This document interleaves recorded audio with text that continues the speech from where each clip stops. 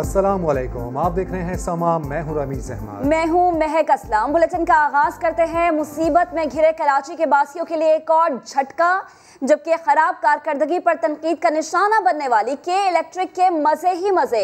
इक्तिसादी राबता कमेटी ने के इलेक्ट्रिक का टैरिफ ₹1.09 फी यूनिट बढ़ाने की मंजूरी दे दी। फैसले का इत्तलाक 1 सितंबर से होगा। सारिफीन इजाफी रकम अक्टूबर के बिलों में अदा करेंगे। साथ ही निजी बिजली कंपनी को 4.60 अरब रुपए की सब्सिडी का तोहफा भी पेश कर दिया। शकील अहमद की रिपोर्ट देखिए। हुकूमत ने पानी में फंसे लोगों पर बिजलियां गिरा दी। कराची के सारिफीन के लिए बिजली ₹1.09 फी यूनिट महंगी कर दी गई।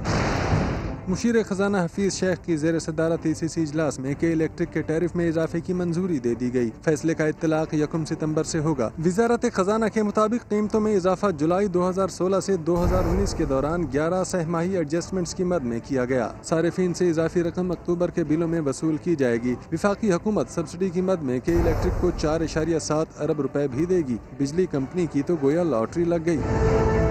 ECC ने जुलाई में के इलेक्ट्रिक के टैरिफ में ₹1.09 से ₹2.89 इजाफे की मंजूरी दी थी। ताहम काबीना ने नजर सानी की हिदायत की, जिस पर अब नया टैरिफ मंजूर हो गया। कमेटी ने अमेरिका में PIA की मलकियत होटल रोज वैलेट के जिम्मे कर्ज और वाजबात की अदायगी के लिए $14 करोड़ 20 लाख की मंजूरी भी दे दी।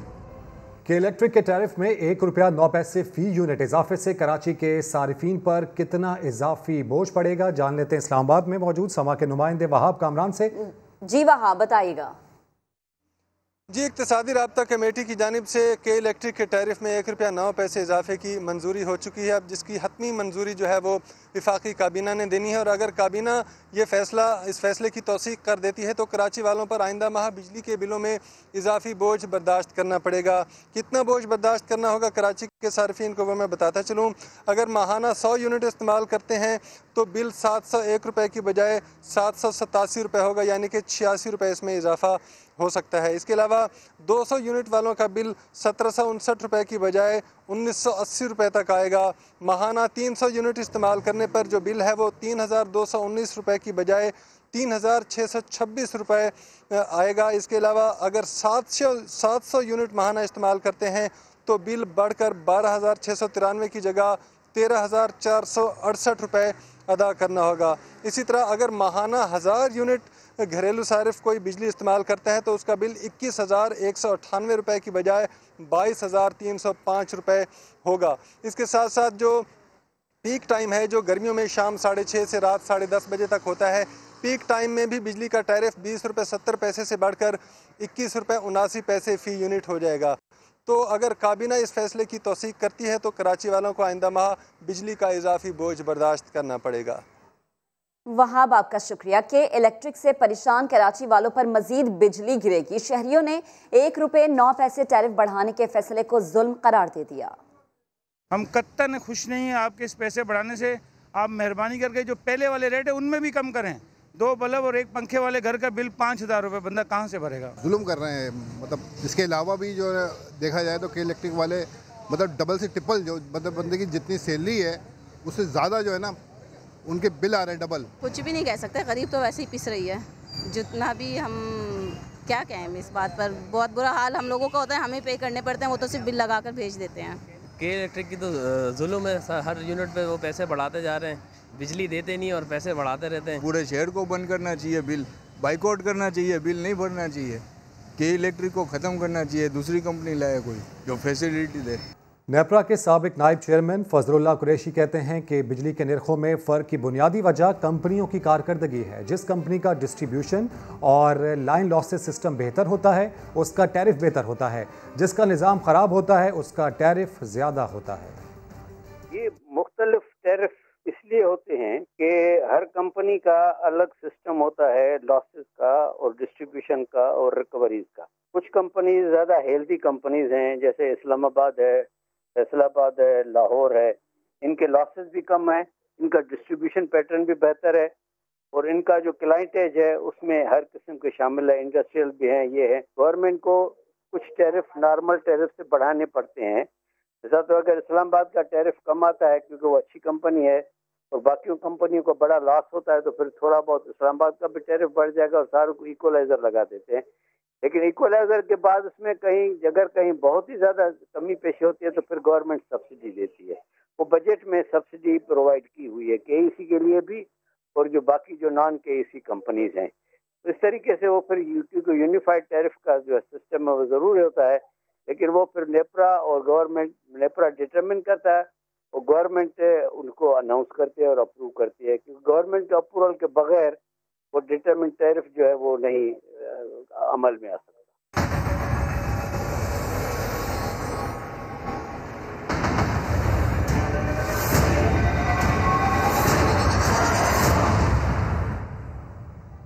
दौरा लाहौर का हो या कराची का, शहबाज शरीफ अपना काउबॉय हैट नहीं भूलते। नून लीगी सदर ने कराची पहुंचते ही मलीर के यार मोहम्मद गोट का दौरा किया। बारिश मुतासरीन से इजहार हमदर्दी किया। मीडिया से गुफ्तगू में बोले, ये वक्त सियासत का नहीं काम का है। विफाक कराची के लिए ऐलान करदा फंड्स जारी करे। कराची बारिश में डूबा तो मुस्लिम लीग नून के सदर शहबाज शरीफ को भी याद आ गई। लाहौर से जना टर्मिनल पहुंचे तो एयरपोर्ट पर पार्टी के मरकजी सेक्रेटरी जनरल एहसन इकबाल, मरियम औरंगजेब और दीगर रहनुमाओं की बैठक भी लगी। कारकुनों ने नारों से इस्तकबाल किया। मीडिया से बात करते हुए साबिक वजीर आला पंजाब ने कहा कि वफाकी हुकूमत कराची के लिए फंड्स दे, सियासत न करे। ये वक्त सियासत का नहीं काम का है। इस शहर ने बहुत फर्ज अदा किया है, इसका हक इसको दिया जाए। कराची पानी में डूबा हुआ है तो इस वक्त सियासत नहीं करनी। मैं ये ज़रूर कहूँगा कि वफाक ने जो वादा किया था कि हम अरबों रुपए कराची के लिए फंड्स मुहैया करेंगे, वो फंड्स कहाँ हैं? शहबाज शरीफ एयरपोर्ट से मलीर के यार मोहम्मद गोट रवाना हो गए और बारिश से मुतासरा खानदानों से मुलाकात की। शहबाज शरीफ की आमद पर सख्त सिक्योरिटी इंतजाम किए गए थे। शहबाज शरीफ कराची में मसरूफ दिन गुजारेंगे। बिलावल हाउस में पीपल्स पार्टी पार्लियामेंटेरियंस के सदर आसिफ जरदारी से मुलाकात करेंगे। शहबाज शरीफ साबिक सदर की इयादत करेंगे और सियासी अमूर पर तबादला ख्याल करेंगे। शहबाज शरीफ मारूफ समाजी कारकुन फैसल ईदी से मुलाकात के लिए ईदी टावर भी जाएंगे। जिला गरबी में अपने हल्का इंतखाब और नाजमाबाद का भी दौरा करेंगे। चावला मार्केट नून लीग के मुकामी रहनुमाओं और कारकुनान के खुसूसी इजलास से खिताब करेंगे। नून लीग के रहनुमाओं पर फिर दरवाजे बंद हो गए। शहबाज शरीफ हटो बच्चों करते मिफ्ता इस्माइल के घर जा पहुंचे, मगर बेचारे मोहम्मद जुबैर और राना मशहूद बाहर ही रह गए। बड़ी मुश्किल से दाखिल हुए। उसने जब दरवाजा मुझ पर बंद किया, मुझ पर उसकी महफिल के आदाब खुले। नून लीग की महफिलों के रंग भी कुछ ऐसे ही हो गए हैं। अपोजिशन रहनुमा शहबाज शरीफ अपना प्रोटोकॉल लेकर हटो बच्चों करते हुए मिफ्ता इस्माइल के घर पहुंच गए। बेचारे राना मशहूद बाहर ही रह गए। गेट खोलो। राना मशहूद ही नहीं बल्कि साबिक गवर्नर सिंध मोहम्मद जुबैर भी हस्बे रिवायत अंदर न जा सके। राना मशहूद साहब ने फिर काफी जोर लगाया और फिर अंदर जाने की इजाजत मिली। मोहम्मद जुबैर के लिए भी रास्ता हमवार किया, मगर फिर जो कारकुनान बाहर रह गए वो शिकायत ही करते रह गए कि बुलाया क्यों था जब अंदर ही नहीं बुलाना था। ऊपर से आर्डर नहीं आता, बुलवाते क्यों आर्डर नहीं है? मोहम्मद जुबैर के साथ ऐसा सुलूक पहला वाकया नहीं। वो जब गवर्नर सिंध थे और मरियम नवाज से मिलने चौधरी मुनीर के घर पहुंचे थे, दरवाजे से ही टका सा जवाब मिल गया था। फिर काफी तगो-दौ के बाद उन्हें अंदर जाने की इजाजत मिली थी। वजीर बल्दियात सिंध नासिर हुसैन शाह कहते हैं, वजीर आजम कराची आए, खुशामदीद कहेंगे, कराची के मसाइल पर सब एक पेज पर आ जाएंगे तो मसाइल हल हो जाएंगे। ताहम अब तक वजीर आजम के विजिट का शेड्यूल नहीं मिला। अगर शेड्यूल मिलेगा तो वजीर आला सिंध खुद इस्तकबाल के लिए जरूर जाएंगे। वो आ रहे हैं, हम उन्हें वेलकम करते हैं और अच्छा इशू है, यहाँ पे मिलकर काम करेंगे तो बेहतरी आएगी। मुख्तलिफ इशूज़ होते हैं जो कोई एक अगर करना चाहे तो फिर हर्डल्स आ जाते हैं। अगर सब लोग एक पेज पे हों तो उससे बेहतरी आती है। तो हम वेलकम करते हैं प्राइम मिनिस्टर साहब आए और इंशाल्लाह मिलकर काम करेंगे। इस वक्त तक उनका ऑफिशियल जो शेड्यूल है वो हमें नहीं मिला। एक और बात की भी वजाहत कर दूँ, हमेशा कई दफ़ा ये कहा गया है कि जी प्राइम मिनिस्टर साहब आते हैं तो चीफ मिनिस्टर सिंध उनको रिसीव नहीं करते, उनसे मिलते नहीं हैं। असल इशू ये है कि वो जब भी ऑफिशियली आए और इतला दी जाए चीफ मिनिस्टर साहब को, तो वो बिल्कुल उनको रिसीव भी करते हैं। अगर कोई किसी मीटिंग में उनको बुलाया जाता है तो उसमें भी जाते हैं। लास्ट टाइम जो पीएम साहब आए थे वो उनका निजी दौरा था और इवन गवर्नर साहब ने भी उनको रिसीव नहीं किया था, बल्कि बाद में मीटिंग वगैरह में वो ज़रूर थे। कराची वालों ने वज़ीर-ए-आज़म से शहर के लिए बड़ा पैकेज देने का मुतालबा कर दिया। कहते हैं कि हालात पहले से मज़ीद ख़राब हो चुके हैं। वज़ीर-ए-आज़म के दौरे कराची से पहले लोगों के तासुरात आप भी जानिए। हमें वज़ीर-ए-आज़म साहब से बड़ी उम्मीदें थी कि आया चलो एक ऐसा बंदा आ रहा है जो लीडर है, मगर 2 साल का अर्सा गुजर गया, हम वहीं के वहीं खड़े हुए। तो ये है कि वज़ीर-ए-आज़म साहब से ये उम्मीद है कि कोई पैकेज दें कराची के लिए। कराची में हर गली, हर कूचा, हर मोहल्ला, यहाँ तक डिफेंस के लटन जो पोश इलाके हैं जहाँ अरबों रुपये की प्रॉपर्टी है, वहाँ भी पानी और गटर का मिलाप जो है वो सबको नज़र आ रहा है। तो पानी का बहुत बड़ा मसला है और दूसरा ये है कि बिजली का बहुत बड़ा मसला है। ये 2 मसले, सेवरेज का बड़ा मसला है। बहुत ज़्यादा लंबे चौड़े अल्फाज नहीं, बल्कि एक छोटा सा लफ्ज़ जो इनकी अपनी पार्टी का नाम है तहरीक-ए-इंसाफ। अगर हम लोग इस मामले में कामयाब हो जाते हैं कि इंट्रोड्यूस करवा सकें निज़ाम इंसाफ, तमाम मसाइल का हल इसके अंदर मौजूद है। लेकिन इसके लिए पहले समझना होगा इंसाफ होता क्या है। बस आएँ, कम से कम प्रोविंशियल गवर्नमेंट के साथ बैठें, जो भी स्टेक होल्डर थे उनके साथ बैठें और एटलीस्ट ये कोशिश करें कि कम से कम ये प्रोविंशियल गवर्नमेंट को इन्फोर्स करा रहे हैं कि इस कैटास्ट्रोफिक कंडीशन के अंदर ही थोड़ा हमारा साथ दे दें। अहम खबर है, कराची में बारिश के बाद तबाही पर ऑडिटर जनरल ऑफ पाकिस्तान का बड़ा फैसला सामने आया है। माली साल 2018 से माली साल 2020 के दौरान बारिश के लिए क्या हंगामी तैयारियां की गई, ऑडिटर जनरल ऑफ पाकिस्तान ने स्पेशल ऑडिट का हुक्म दे दिया है। मजीद बात करेंगे अपने नुमाइंदे अशरफ खान ने हमें ज्वाइन किया। अशरफ, कितनी रकम कहाँ खर्च हुई, सब कुछ बताना होगा अब। जी, कराची के जो मसाइल थे उस पर ऑडिटर जनरल ऑफ पाकिस्तान ने बड़ा फैसला किया और जो कराची के लिए तमाम मुतल्लिका इदारे हैं उनका मुकम्मल तौर पर स्पेशल ऑडिट का हुक्म दे दिया है, जिसमें ये कहा गया है कि KMC हो, Karachi water and sewerage board हो, 6 अजला हों और 3 कैंटोनमेंट बोर्ड है, उसका तफसीली ऑडिट होगा और पिछले 3 सालों का मालियाती ऑडिट की तफसीली जांच होगी। और कराची में बारिश की तैयारी के लिए कितनी रकम कहाँ खर्च की, कहाँ लगाए गए पैसे, किसको दिए गए, सब बताना होगा। बजट में कितनी रकम रखी गई थी और कितनी रकम जारी हुई ये भी बताना होगा। सारी तफसीलात भी देना होंगी कि कहाँ कहाँ किस को किस कॉन्ट्रैक्टर को पैसे दिए गए। ठीक, अशरफ आपका शुक्रिया। और जब ज्यादा बारिशें आती हैं तो ज्यादा पानी आता है और सारे वादे बहा ले जाता है। कराची वाले तबाही के दहाने पर बैठे आंसू बहाते रह जाते हैं। ये सब कैसे होता है, देखते हैं। अवाम के मसाइल में कमी लाने के लिए एक इनकलाब की शुरुआत है। जब ज्यादा दावे होते हैं तो ज्यादा बारिश हो जाती है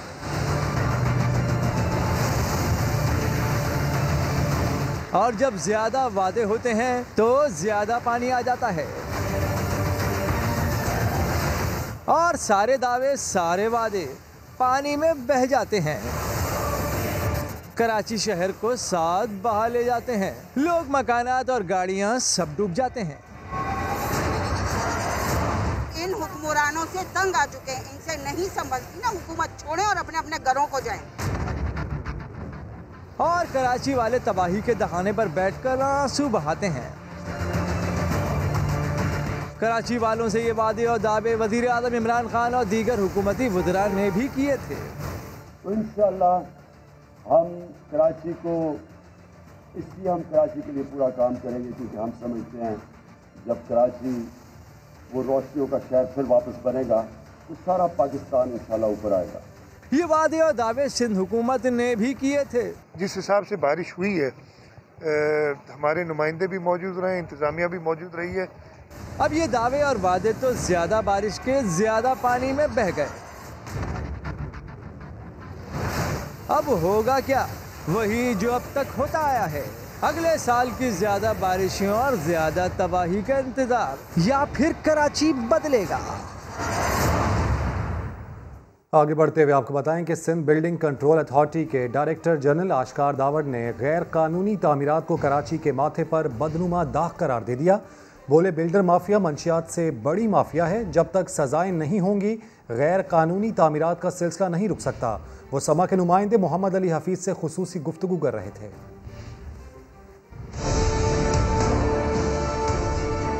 जो सबसे बड़ा मैं तो खौफ कहूँगा इलीगल कंस्ट्रक्शन के हवाले है। शहर के माथे पे बदनुमा दाग की हैसियत रखता है इलीगल कंस्ट्रक्शन। बेतहाशा शहर का कोई कोना ऐसे मुझे नहीं नज़र आता जहाँ पे इलीगल कंस्ट्रक्शन ना हो रही हो। एम तो ये सारी लीगल को मैंने डिमोलिश करना है। प्रायोरिटीज रखी जो अंडर कंस्ट्रक्शन हैं, पहले फेस में मैं उनको डिमोलिश करूँगा, क्योंकि जो पुरानी हैं जो ऑक्यूपाई हो गई उसमें थोड़ी सी कानूनी मजबूरी आ जाती हैं। सबसे ज़्यादा डिस्ट्रिक्ट सेंट्रल में, जिसमें लियाकताबाद है, गुलबर्ग टाउन यानी फेडरल एरिया है, फिर ओल्ड सिटी एरिया है हमारा सदर के, जिसमें Ramaswami quarter, Ranchhod line quarter, old town, Kharadar, यहाँ पे बहुत इलीगल कंस्ट्रक्शन हो रही हैं। जो हौलनाक पहलू इलीगल कंस्ट्रक्शन का वही है कि without any supervision, without any proper design छोटे प्लाटों पे या पुरानी बिल्डिंगों पे कंस्ट्रक्शंस होती हैं। वो ख़तरनाक किस कदर होती हैं कि किसी वक्त भी किसी भी हादसे को रूनुमा हो सकता है। चोरी उस वक्त तक नहीं होती जब तक कि थानेदार आँख बंद ना करे। चोरी उस वक्त तक नहीं होती जब तक कि थानेदार आँख बंद ना करे। देखिए ये वेल कनेक्टेड माफिया है, वेल कनेक्टेड माफिया है। जिस तरह और दीगर फील्ड में, ड्रग्स में, इधर उधर, मैं कहता हूँ ये भी वही माफिया है। कम वक्त में ज़्यादा पैसे कमाने लोगों ने, उसमें वो लोगों को ख़रीदने की कोशिश करते हैं। वन लाइन एजेंडा है कि no illegal construction. Illegal construction किसी तौर पर अलाउ नहीं है। अपना क़िबला दुरुस्त कर लें, वरना आपको वो परेशानियाँ फेस करनी पड़ेंगी कानून के दायरे में रहते हुए कि आपका निकलना मुश्किल हो जाएगा। जब तक ये सज़ा का अमल नहीं होगा ये इलीगल कंस्ट्रक्शन कम हो सकती है, रुकेगी नहीं। सख्त तरीन सज़ाएँ रखें और गवर्नमेंट इस पर एक्शन ले रही है। इंशाअल्लाह बहुत जल्दी कानून में तब्दीली होगी। बस बहुत हो गया, मेयर हो या डिस्ट्रिक्ट चेयरमैन, मुद्दत अब खत्म हो गई। अब महंगी गाड़ियां भी वापस कर दो। सेक्रेटरी लोकल गवर्नमेंट ने महकमा बल्दियात से फारिग होने वाले बल्दियाती नुमाइंदों से गाड़ियां वापस मांग ली हैं। मजीद बात करेंगे अपने नुमाइंदे मोहम्मद अली हफीज से। अली, इस खबर की क्या तफसीलात है? जी बिल्कुल, साबिक मेयर कराची और साबिक डिस्ट्रिक्ट चेयरमैन और साबिक जो बल्दियाती नुमाइंदेगान हैं उन्होंने अब तक जो है सरकारी गाड़ियां अपने पास वापस रखी हुई हैं। साबिक मेयर और कराची की बात करें तो उनके पास 10 गाड़ियां हैं केएमसी की, उन्होंने वापस नहीं की। इसी तरह डिस्ट्रिक्ट चेयरमैन हैं और मुंतखब बल्दियाती नुमाइंदेगान जो साबिक थे उन्होंने गाड़ियां वापस नहीं की। अब महकमा बल्दियात ने जो है इकदाम उठाया है और खतूत जो है वो जारी कर दी गए कि फौरी जो है 3 रोज के अंदर जो है तमाम गाड़ियां सरकारी जो है वो वापस की जाए और जो मुतालिका हुकाम है उनको पाबंद किए गए कि अपनी सरकारी गाड़ियां वापस लेने के लिए ना फौरी एक्शन करें। खत लिख दिए गए। सेक्रेटरी बल्दियात हैं जमीर अब्बासी, इन्होंने खत तमाम बल्दियाती इदारों को लिख दिया है। महंगी तरीन करोड़ रुपए मालियत की गाड़ियां हैं। अगर केएमसी की बात कर लें तो केएमसी करोड़ रुपए मालियत की गाड़ियां 10 गाड़ियां मेयर कराची ने अपने पास रखी, वो भी वापस नहीं की और अब तक जो है दर्जनों गाड़ियां। नैब ने लाड़काना में सुहेल अनवर सियाल के महल नुमा घर पर छापा मारा। अनवर पैलेस से अहम दस्तावेजात कब्जे में ले ली गई। तमाम मुलाजमीन से बारी बारी पूछगछ की जा रही है। सुहेल अनवर सियाल और भाई घर पर मौजूद नहीं थे। अपडेट्स हासिल करेंगे समा के नुमाइंदे नवीद लाड़क से। नवीद, क्या अपडेट सामने आई इस मुतालिक?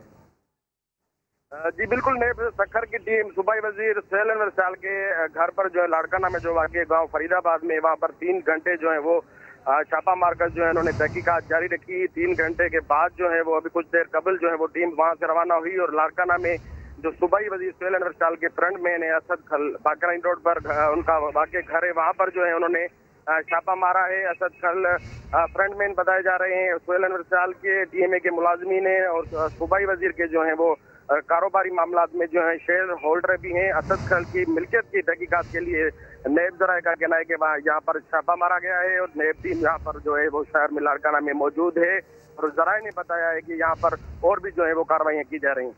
जी ठीक है, नैब का शिकंजा सख्त हो रहा है। नैब की लाड़काना में पहली बार ये कार्रवाई देखी गई है। महल नुमा घर है पाकिस्तान पीपल्स पार्टी के रहनुमा सुहेल अनवर सियाल का, जिस पर नैब की जानिब से छापा मारा गया और बताया जा रहा है कि सुहेल अनवर सियाल के मुलाजमीन से 1.5 घंटा यहाँ पर पूछगछ की गई। अपडेट्स के लिए शुक्रिया नवीद। कराची में गुजर नाले के अतराफ पहले मरहले में सॉफ्ट इंक्रोचमेंट गिराने का सिलसिला जारी है। कमर्शियल तजावुजात के खात्मे के लिए दुकानदारों को मोहलत दे दी गई है ताकि सामान को मुंतकिल किया जा सके। मजीद जानेंगे सलमान अहमद से। सलमान, पहला मरहला है ये, कितने दिनों पर मुश्तमिल होगा? दूसरा मरहला कब शुरू होगा? कितने मराहिल पर मुश्तमिल है ये ऑपरेशन? मैं मौजूद हूँ न्यू कराची में बिस्मिल्लाह स्टॉप पर, जहाँ पर जो है वो जो दुकानें हैं उनको खाली करने के अहकाम दिए गए, उनको मोहलत दी गई। कैमरामैन मोहसिन आपको दिखाएंगे कि यहाँ पर भी जो है वो सुजुकी में आप देख सकते हैं कि सामान को जो है वो लोड किया जा रहा है दुकानदारों की जानिब से, ताकि यहाँ से जो है वो अपने किसी दूसरी जगह पर जो है वो मुंतकिल कर सकें। तो इसी तरह इंतजामिया की जानिब से आज यहाँ पर पुलिस की नफरी भी आई और इसके अलावा मशीनरी भी आई, लेकिन उनको क्योंकि सॉफ्ट इंक्रोचमेंट है तो इनको हिदायत कर दी गई है कि अपना सामान यहाँ से ले जाएं, फिर उसके बाद शिकवे शिकायत ना कीजिएगा कि इनकी दुकान या इनका कारोबार जो है वो यहाँ से ख़त्म कर दिया गया। जी अपडेट्स के लिए शुक्रिया सलमान। एक हफ्ता गुजर जाने के बाद डिफेंस में मामूलात ज़िंदगी बहाल होना शुरू हो गए। DHA के मुख्तलिफ इलाकों से 70% पानी की निकासी कर ली गई है। मुदस्सर नज़ीर की रिपोर्ट।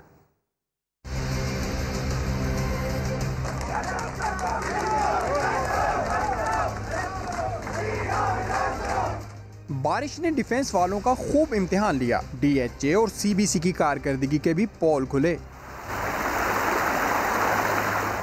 कुछ सूरज की मेहरबानी और थोड़ा बहुत इंतजामिया को ख्याल आया तो 6 दिन बाद खुदा करके बारिश का पानी काफी हद तक कम हो गया। तूफानी बारिश के बाइस सबसे ज्यादा मुतासरा खियाबान बुखारी वालों ने सुख का सांस लिया। खियाबान इत्तेहाद में सैलाबी सूरत हाल अब तक बरकरार है, जबकि बिजली की परेशानी भी मुकम्मल तौर पर खत्म न हो सकी। किसी घर में लाइट है, किसी में नहीं है। 4 दिन यहाँ पे लाइट थी नहीं, पेट्रोल के लिए हम परेशान हुए, जनरेटर बंद हो गए हमारे।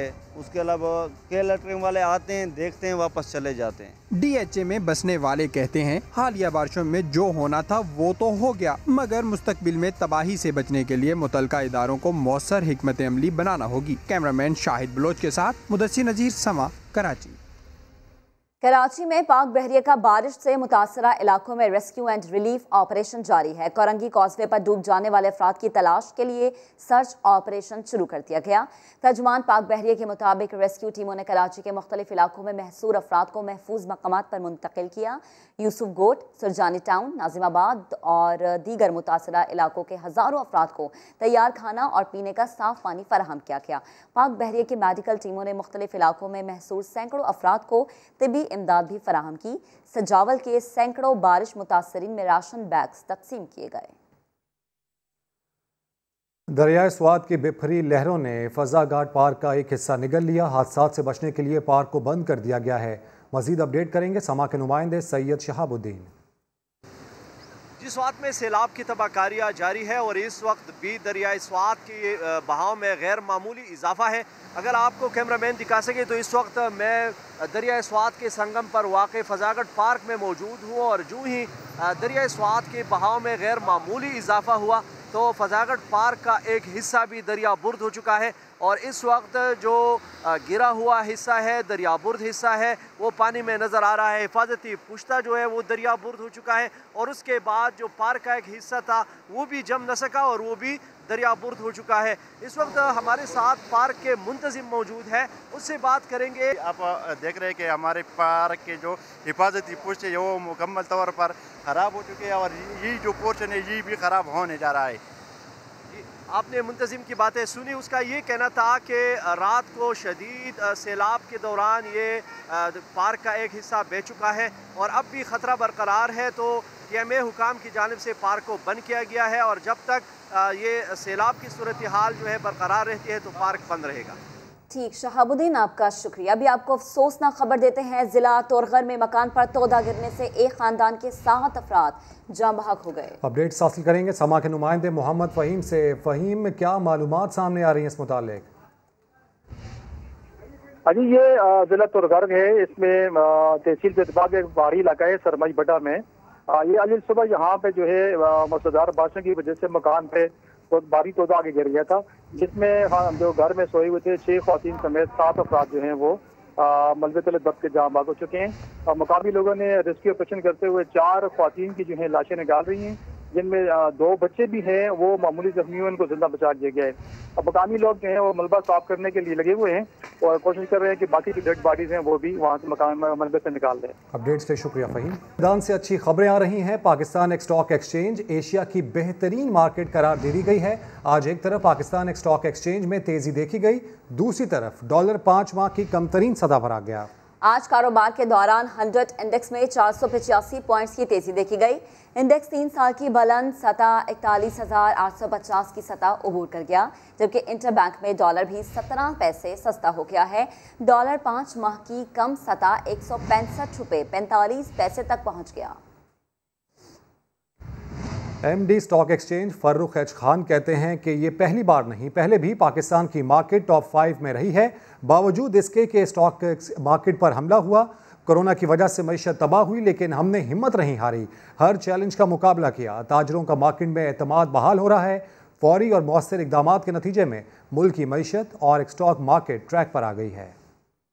आपने जिस तरह कहा कि ये जो न्यूज़ आई है और जो एनालिसिस किया है रिसर्चर्स ने कि पाकिस्तान की मार्केट माशाल्लाह एशिया में बेस्ट परफॉर्मिंग रही है और 4th परफॉर्मिंग दुनिया में, उसके साथ एक और चीज़ जो बहुत इम्पोर्टेंट हुई है कि लॉकडाउन के साथ उसके बाद खुदा न खास्ता हमारा अटैक हुआ, बारिशें हुई, इन सब के अंदर स्टॉक मार्केट जो है और स्टॉक एक्सचेंज वो प्रॉपरली फुली नॉर्मल ऑपरेशंस करता रहा। तो इससे लोकल फॉरेन इन्वेस्टर्स सबका कॉन्फिडेंस मार्केट के ऊपर बढ़ा है। आपने देखा होगा कि 15 महीने के बाद पिछले 1.5 महीने में 2 नई कंपनीज ने आके लिस्टिंग की है। हमारा रिकॉर्ड साइज का 200 बिलियन का बहुत सक्सेसफुल गवर्नमेंट ने सकूक इशू किया है। उसके बाद और कंपनीज ने भी अपने TFCs और लार्ज सकूक इशूज कर रहे हैं। तो सबसे ज़रूरी चीज़ ये है कि as a source of capital companies के लिए, गवर्नमेंट के लिए मार्केट जो है वो एक खुलती जा रही है और एक ज़्यादा से ज़्यादा इंपॉर्टेंट सोर्स ऑफ कैपिटल होता जा रहा है, जो एक प्राइमरी फंक्शन है स्टॉक मार्केट का कि वो कैपिटल प्रोवाइड करे फॉर इकोनॉमिक एक्टिविटी। और अब बात करेंगे पाकिस्तान की जीत की। दौरा इंग्लैंड के अख्ताम पर शाहीन एक फतह समेटने में कामयाब हो गए। तीसरे और आखिरी T20 में इंग्लैंड को 5 रन से शिकस्त दे दी। सीरीज 1-1 से बराबर हो गई। मोहम्मद हफीज सीरीज के बेहतरीन खिलाड़ी करार पाए। तनकीद और फिर तनकीद, साबिक पाकिस्तानी कप्तान की हिम्मत जवाब दे गई। सोशल मीडिया पर एक ही शेर के जरिए बड़े बड़ों को चुप करवा दिया। हम खबर आपको दें, वज़ीर आज़म इमरान खान से मुशीर पार्लिमानी उमूर डॉक्टर बाबर अवान की मुलाकात हुई है। वज़ीर आज़म ने कहा FATF कवानीन पर हर सूरत पास करवाएंगे। FATF कानून की मुखालफत कौमी अहदाफ की मुखालफत है। वज़ीर आज़म इमरान खान से मुशीर बराए पार्लिमानी उमूर डॉक्टर बाबर अवान की मुलाकात हुई है और वज़ीर आज़म ने इस मुलाकात में कहा है कि FATF कवानीन हर सूरत पास करवाएंगे। FATF कानून की मुखालिफत कौमी अहदाफ की मुखालिफत है। तो अहम मुलाकात जिससे मुताल्लिक आपको अपडेट कर रहे हैं, वज़ीर आज़म इमरान खान की मुलाकात हुई है। इसी मुलाकात के बारे में मज़ीद बात करेंगे अपने नुमाइंदे अब्बास शबीर ने हमें ज्वाइन किया। अब्बास, कहिएगा मुलाकात हुई, मुलाकात में क्या बातचीत हुई? देखिए, इस मुलाकात में अहम आइनी, कानूनी और मुल्की अमूर पर तबादला ख्याल किया गया है। ये मुलाकात वज़ीर आज़म इमरान खान से मुशीर पार्लिमानी अमूर डॉक्टर बाबर अवान की हुई है, जिसमें FATF से मुतालिक जो कानून साजी और पार्लिमानी मामलात हैं उस पर तफसीली मशावरत हुई है। बाबर अवान ने वज़ीर आज़म को FATF पर जो कानून साजी और जो जॉइंट सेशन है उस हवाले से ब्रीफ किया है। वज़ीर आज़म ने सोमवार से कौमी असम्बली और सेनेट का इजलास मुनक्कद करने की हिदायत भी कर दी है। वज़ीर आज़म ने कहा है कि FATF कवानीन हर सूरत पास करवाएंगे। FATF कानून की मुखालफत कौमी अहदाफ की मुखालफत है। बाबर अवान ने वज़ीर आज़म को मुख्तलिफ वजारतों के ज़ेरे इल्तवा जो बिल हैं कौमी असम्बली और सेनेट में उस पर भी ब्रीफ किया है। वज़ीर आज़म ने जो ज़ेरे इल्तवा बिल हैं फौरी पार्लियामेंट्री अफेयर्स ठीक। अब्बास, तफसीलात के लिए आपका बेहद शुक्रिया। एक ब्रेक के बाद हाजिर होंगे हेडलाइंस के साथ। आप देखते रहिए समा।